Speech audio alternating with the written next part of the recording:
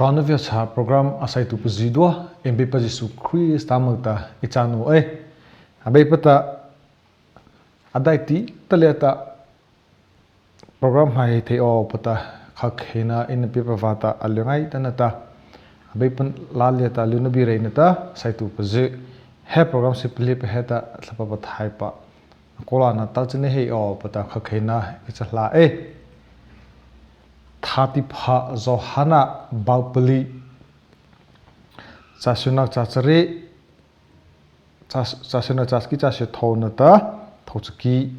je emna thlitwa o chato cha chuno chata ati bere si saita khila seta chisuji nakta imal topa maina chalu ma tu pachisa pakha eta aveula malteu Mesia cha thei otluma tata chuto cha ma cha khito to pa cha vo poita anak la pangai ita chunota imak tu pamai na chaluma tapata apanak sa pavana khata cha khile te pa samari che so lupi ta Jesu anya pa ita abai pata bi benha pimose samari chuno Shalto ta achu esila tapa khako panai nata chacha anavata marhapata Jesu amangai na da amangai na chapa he nye patu paje ta achu op menhei pata panana da cha cham theina rakhata te machuwa thachana chupa nei to sila abai paima po kum nep changai ta tupa na sozepi nye patu pazepi ta marhaupa na nakta chitha o pata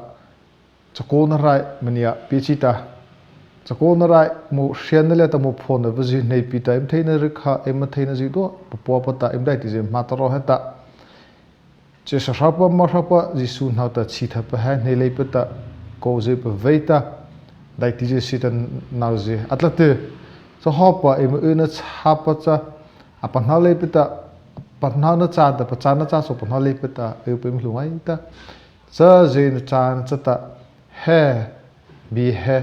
tanate machu o pa he samari chuno thati he ben ha pela ke mna tan thlitu puji do na da tlapata pa phram Jesu ma ti cha hiya amen tamata bi hai vo re vakha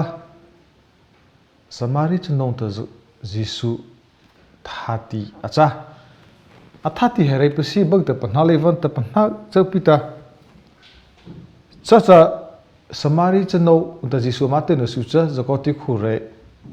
leta chata ta vaji japana pita helete vo plase khalcha se samari chano na ta Jesu he ekha ama ho na cha khala ta vo mote pa panha chi pa save samari chesana ta Jesu cha amo eta ate eta amapa ke Jesu ta samari chano na leta mana apaje ato ta pacho em pana tamala re ka tare popa cha isila cha a khita memre yo samari chano ta Jesu thati he samari chano he mapa ke nu sule hata api pathipa em ta theyo cha cha bihai Johana ba puli cha khana to ta cha su puli cha nang tai te emzai po cha khe cha hema mo theyo anal samari chno va heta Jesu lupita samari Jesu zaita Jesu unala mangai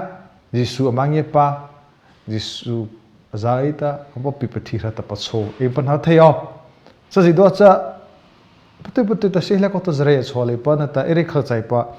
panha pa se theino pa chatiwa plus pa tla chata heleta nyetla cha ko te plo na he ko pa cha samari chno khata khila kha vota ti khota khila rata Jesu thati kerinda kha birhale timre kho e ma to pa maina chale ma tu pa no e da je ma atlo chi pa je avotlo pa je rechili tu pa Jesu thati kha vreta hele heta he samari chi se heta he samari chi no heta samari chi sa khi soji lekhata thai ko tlema na thli kha chi ko tlema no ta malata ata mala ko ta sarmon thai ko pa no tak vray le ve Jisu thati kho acha na hota ru ko bata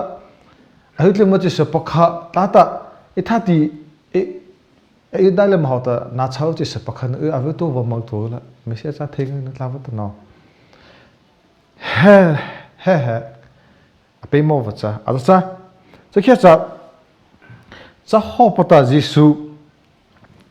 thati ke reita zopita voza reita Jisula amave ta pa impana hele heta khama chuo pa emni va e kima azama isla nge pa tu pa chokotu pa khaza bia chaute pa mara khan hata khajisu thati reite pa Jisula ta mara chi tha o pata mita ku pa je pa sa o pata nge tla le ta em chole ta khaza ta mo phona apa ni pa je chi tu pa je im chama nge pa tu atapa pi phise em chama choko pora choko no fra pa em chama Jisu thati reite pita marana ta Jisu thati chaute pita maisa to te maisa le to te are pona mai to te Jisu thati sarmo je patlate pa na ta chakonra khete pa em cha sarsala sa Jisu thati rei pita chakonra theina khaba pop tem theina ji do pop tem theina ji so ta chakopita khajema Jisu na ta mara pem chi ta theve kema birei pa vata kema leta it's a kona vata khajema mara ta Jisu la amangai ve ta fuje impacha bitlima adalepa asulepa ma na chathlega cha point se ko te vore kha samari ch nokha salmon Jisu thati kha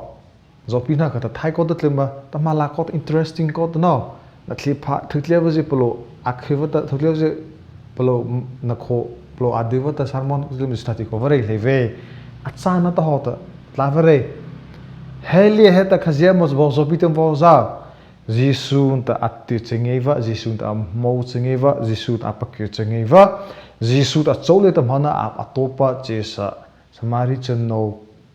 acha apemo pacha Jisu ta terita moita pakko ita chole ta Jisu ta matopa nei cha marhot amazang na chaba biru cha ata na nge chi chako na rai hian le heta je pacha te